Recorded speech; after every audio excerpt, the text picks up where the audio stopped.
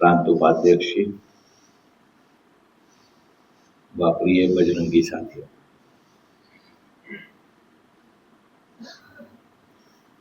हमको स्वतंत्रता मिली 1947 में।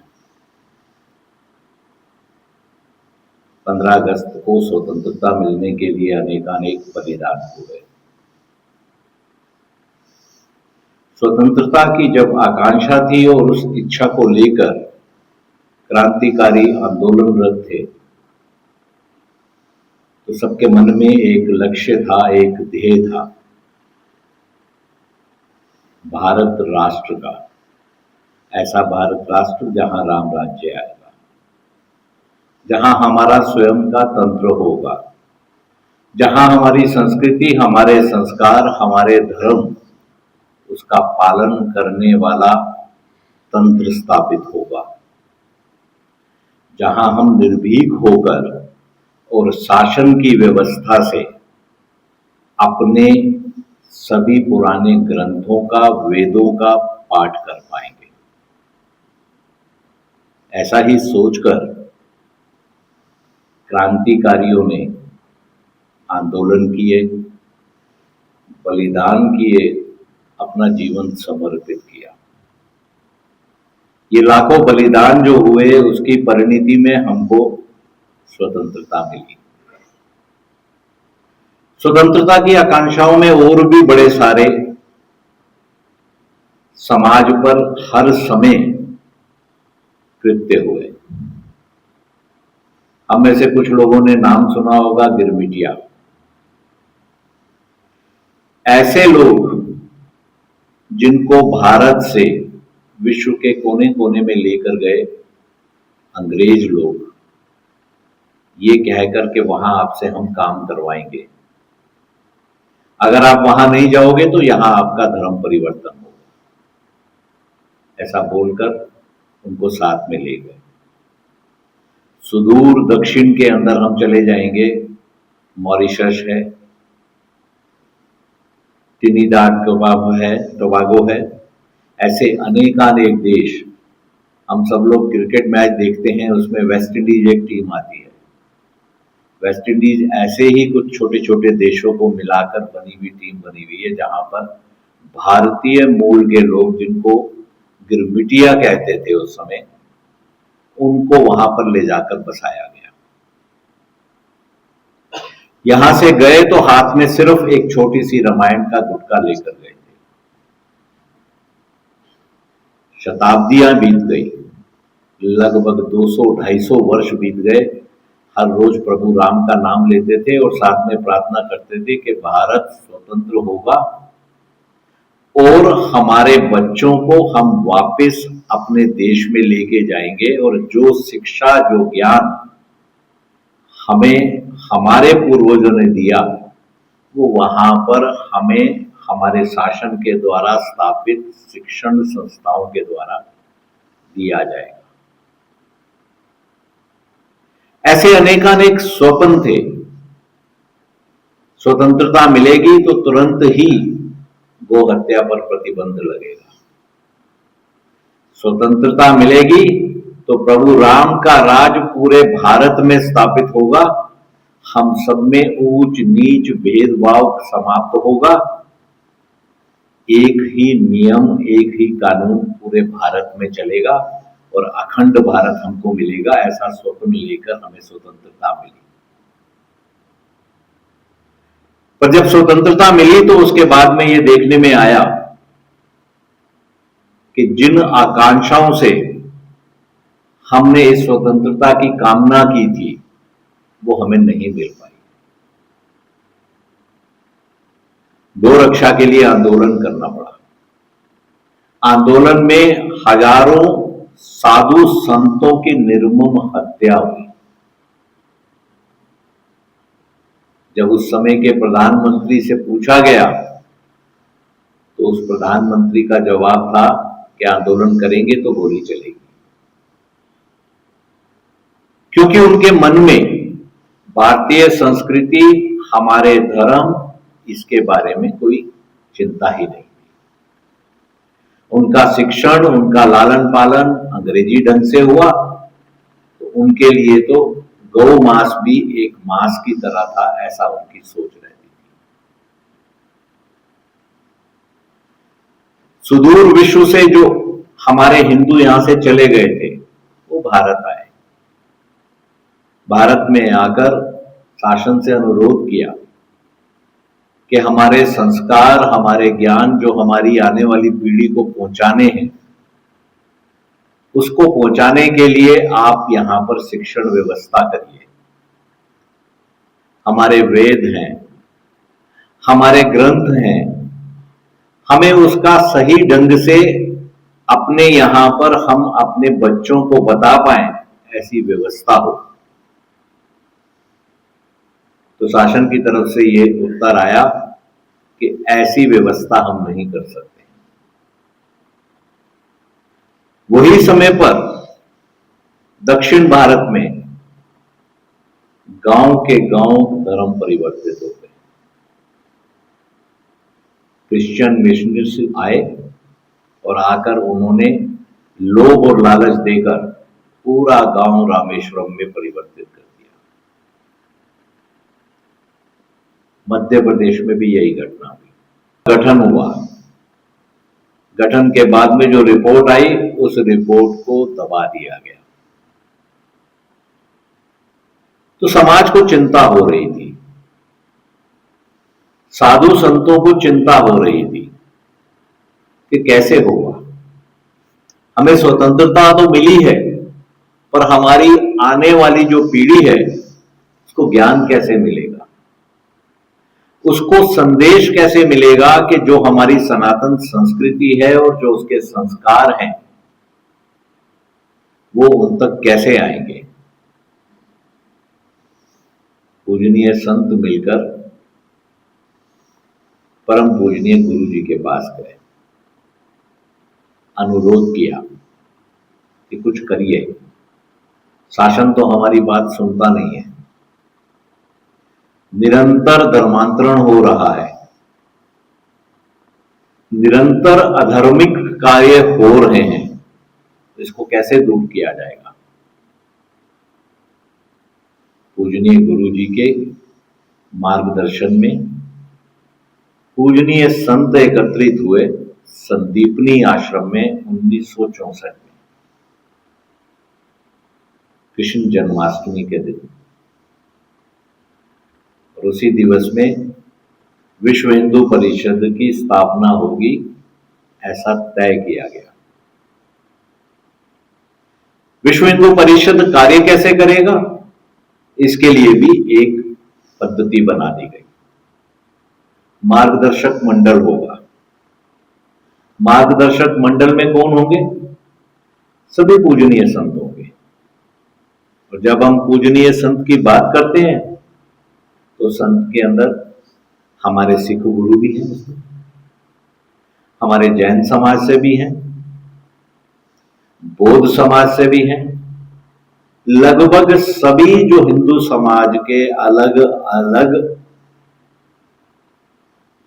पद्धति को मानते हैं वो सभी संत उसमें उपस्थित हैं। सबने मिलकर निर्णय किया कि हम सब मिलकर अपने धर्म, अपनी संस्कृति, अपने संस्कारों को बचाने के लिए कार्य करेंगे। जो धर्मांतरण हो गया है और जो धर्मांतरित हो रहे हैं उनकी घर वापसी करेंगे, और जो हमारे समाज में कमियां आ गई हैं उन कमियों को मिलकर हम सब दूर करेंगे। जो समाज में ऊंच नीच भेदभाव की कमी आ गई है उसको हम सब लोग मिलकर दूर करेंगे।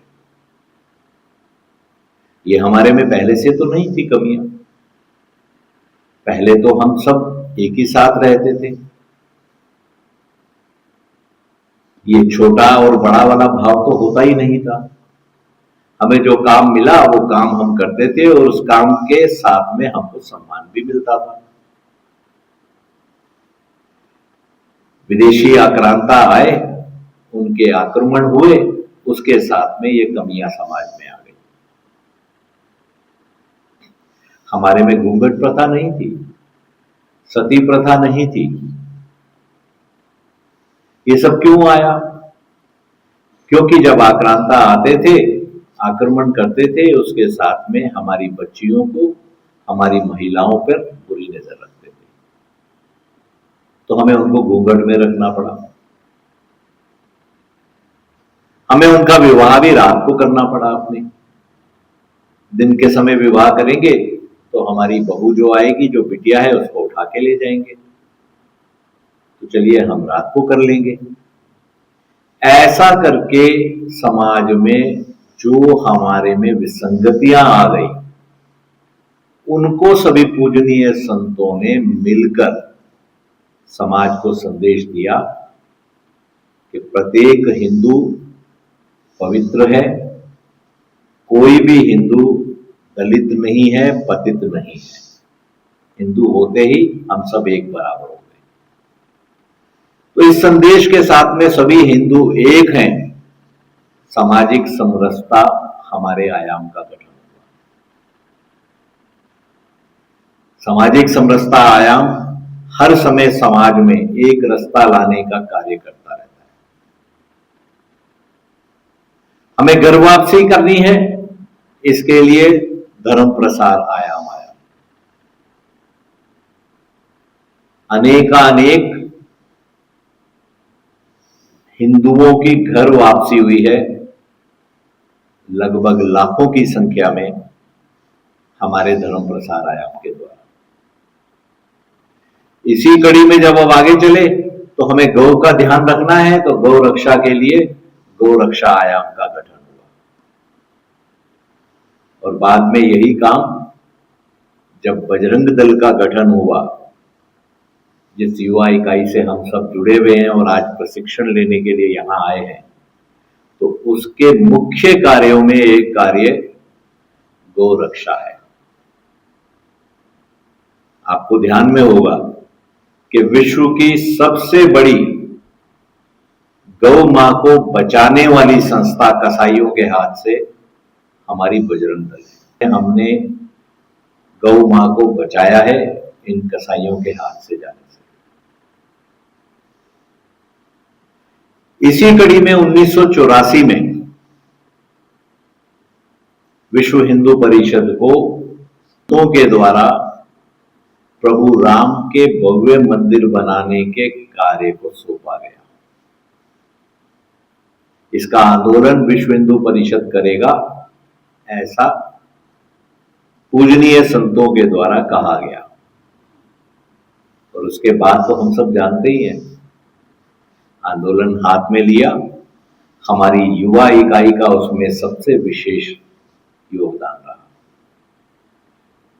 जब भी आंदोलन के समय पे आगे बढ़कर कोई कार्य करने की आवश्यकता होती थी, हमारे बजरंगी अपनी जान हथेली पे रखकर उस कार्य को करते थे।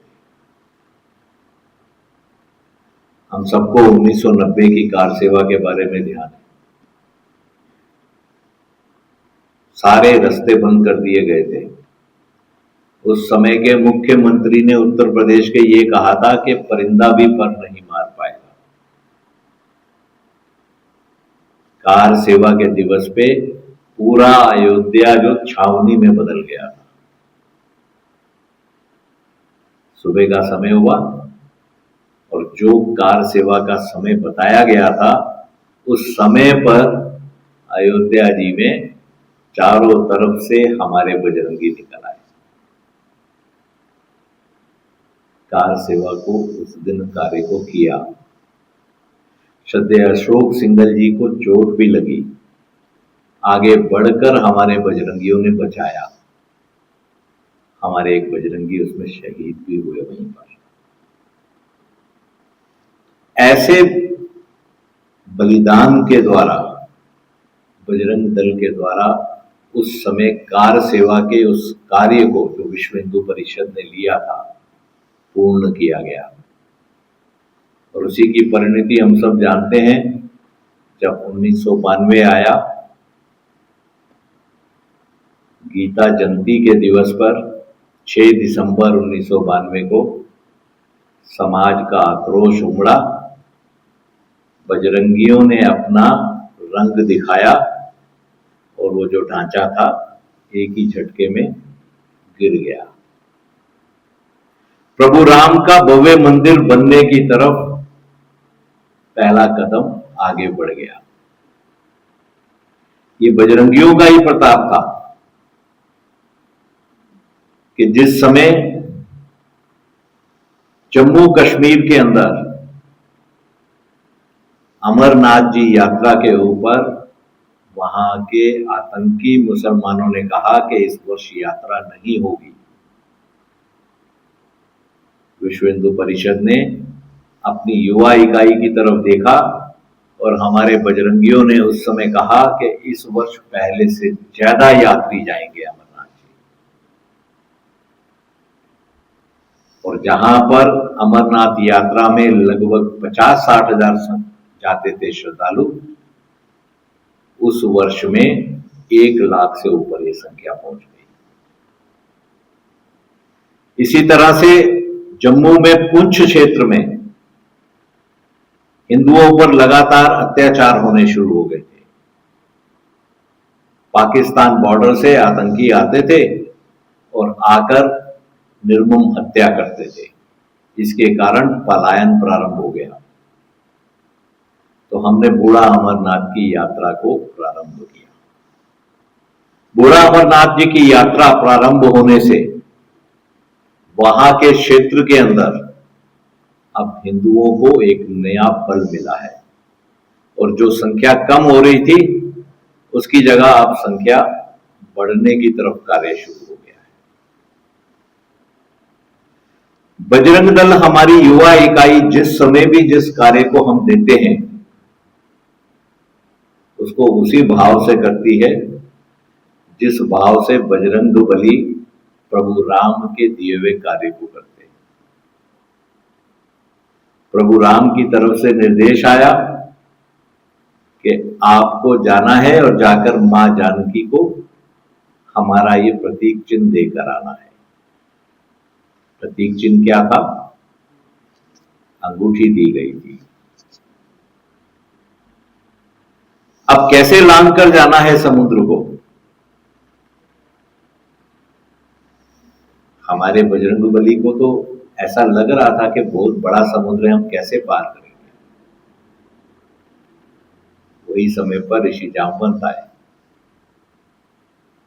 उनको उनकी शक्ति का आभास करवाया। कैसे आभास कराया? प्रभु राम का नाम लो, प्रभु राम की शक्ति आप में आएगी, उनके कारज में उतरे हो, ये कारज पूर्ण हो जाएगा। और वही हुआ। एक ही छलांग में पहुंच गए लंका में। लंका में जब पहुंच गए तो उसके बाद मां जानकी को संदेश दिया। मां जानकी ने संदेश लिया और उसके बाद में उनको जब मां जानकी से निर्देश आया तब तक पूरे संयम से रहे। वहां पर जो रक्षा में बैठी हुई राक्षसनी थी वो उनको कुछ भी कहेगी, उन्होंने कुछ जवाब नहीं दिया। सैनिक आए, सैनिकों ने पकड़ लिया। मां जानकी की तरफ से जब इशारा किया गया, उनकी पूंछ में आग लगी तो उनको स्वयं मालूम पड़ गया कि प्रभु राम मेरे द्वारा क्या कार्य कराना चाहते हैं।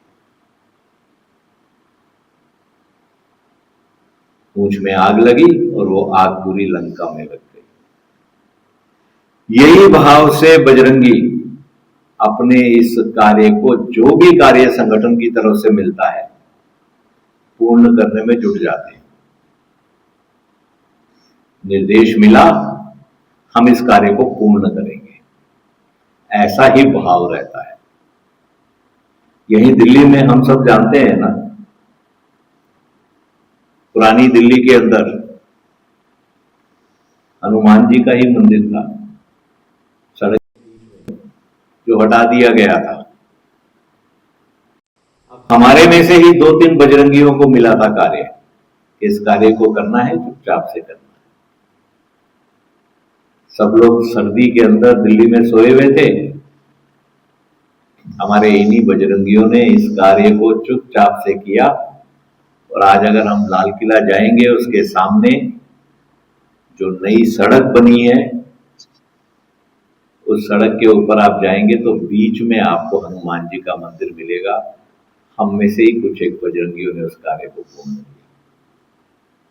कहीं कोई व्हाट्सएप में संदेश नहीं डाला, कहीं कोई सोशल मीडिया में संदेश नहीं डाला, कहीं किसी को बताया भी नहीं। जब जो कार्य मिला, हमको उस कार्य को पूर्ण करना है और बिना प्रचार प्रसार के करना है। जैसे बजरंगबली प्रभु राम के दिए हुए प्रत्येक कार्य को पूर्ण करते थे, और सिर्फ इसी भाव से करते थे कि मुझे तो प्रभु राम ने इसी निमित्त बनाया और प्रभु राम की अनुकंपा मेरे पर हुई, मुझे शक्ति दी और मैंने इस कार्य को पूर्ण कर दिया। विश्व हिंदू परिषद की तरफ से बजरंग दल को जो भी कार्य दिया जाता है युवा इकाई को, इसी भाव से वो पूर्ण करता है। इसी तरह से विश्व हिंदू परिषद की एक और इकाई जो हमारी बेटियों के लिए है, वो है दुर्गा वाहिनी। हम सब देख रहे हैं हमारी बच्चियों के साथ किस तरीके से समाज के अंदर अत्याचार होने की घटनाएं आती हैं इन विधर्मियों के द्वारा। उनको अनेकानेक ढंग से फुसलाया जाता है। हम अपनी दुर्गा वाहिनी के द्वारा अपनी बच्चियों में अपने संस्कारों का संज्ञान तो करते ही हैं, उसके साथ में उनको शस्त्र का ज्ञान भी देना है, ऐसे भी प्रशिक्षण का कार्य करते हैं। उनको इन विधर्मियों के कुचक्रों से कैसे बचाना है, इस कार्य को भी किया जाता है। इसी तरह से हमारे और बाकी जो आयाम हैं, हमारा संस्कृत आयाम है, जिसके अंदर संस्कृत का प्रचार प्रसार हो, इस कार्य को किया जाता है। हमारा मठ मंदिर आयाम है, जिसके द्वारा मठ और मंदिर जो हमारी संस्कृति का एक मूलभूत केंद्र होता था, उसको किस तरीके से उसके पुराने स्वरूप में लाना है, इस कार्य को हम मठ मंदिर आयाम के द्वारा करते हैं। आज से 400 वर्ष पूर्व भारत में ऐसी स्थिति थी कि कोई भी भारतीय, कोई भी हिंदू अशिक्षित नहीं होता था। हमारे प्रत्येक संस्कारों का केंद्र जो होता था, हमारे गांव में बना हुआ मंदिर होता था। उस मंदिर में एक ग्राम देवता होते थे। वो ग्राम देवता किसी एक विशेष समुदाय के नहीं होते थे। ऐसा नहीं होता था कि ये बौद्ध के ग्राम देवता हैं, ये सिंधी के ग्राम देवता है, ये जैन के ग्राम देवता है। वो ग्राम देवता पूरे ग्राम के होते थे। बच्चों को शिक्षा लेनी है तो वहीं पर जाकर उनको शिक्षा मिलेगी। परिवार में कोई भी कार्यक्रम होना है, कोई भी आयोजन होना है, तो वहीं पर होगा। और तो और समाज में भी कोई भी आपस में अगर कुछ झगड़ा भी हो गया, तो उसके समाधान के लिए हमारे गांव वासियों को बाहर शहर में नहीं जाना पड़ता था, राजा महाराजा के पास नहीं जाना पड़ता था। मंदिर में ही पंच बैठते थे और उसका निर्णय हो जाता था। ऐसी पद्धति को दोबारा से अपने यहां लाना, इस कार्य को हमारा मठ मंदिर आयाम मिलकर कर रहा है। धर्माचार्य संपर्क आयाम जो है वो धर्माचार्यों में कार्य कर रहा है। हमारे पूजनीय संत, उनके साथ में संपर्क रखना, इस कार्य को मिलकर वो करता है। ऐसे ही हमारे और आयाम, मातृशक्ति आयाम, जो महिलाओं में परिवार प्रबोधन के कार्य को किया जाए, इस कार्य को करते हैं। हमारा विधि आयाम है, जो कि अधिवक्ताओं के क्षेत्र में कार्य करता है। तो ऐसे सभी आयामों के द्वारा मिलकर भारतीय संस्कृति, भारतीय संस्कारों को आगे बढ़ाया जाए, इस कार्य को विश्व हिंदू परिषद कर रहा है।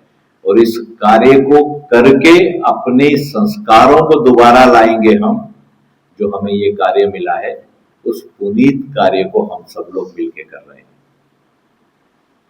आप सब इस प्रशिक्षण वर्ग के द्वारा हर रोज अपने सभी आयामों के बारे में आपको जानकारी मिल रही है। इस जानकारी को अपने में उतारना है, शारीरिक के द्वारा शरीर को मजबूत करना है, और इस सब को करके जो पुनीत कार्य हमें मिला है, अपने धर्म, अपनी संस्कृति और सबसे ऊपर अपने इंद्रप्रस्थ प्रांत के प्रत्येक हिंदू की सुरक्षा, सेवा और संस्कार देने के कार्य को हम सब मिलकर पूर्ण करें, ऐसी ही आकांक्षा रखते हुए मैं अपनी वाणी को विराम दूंगा। जय श्री राम।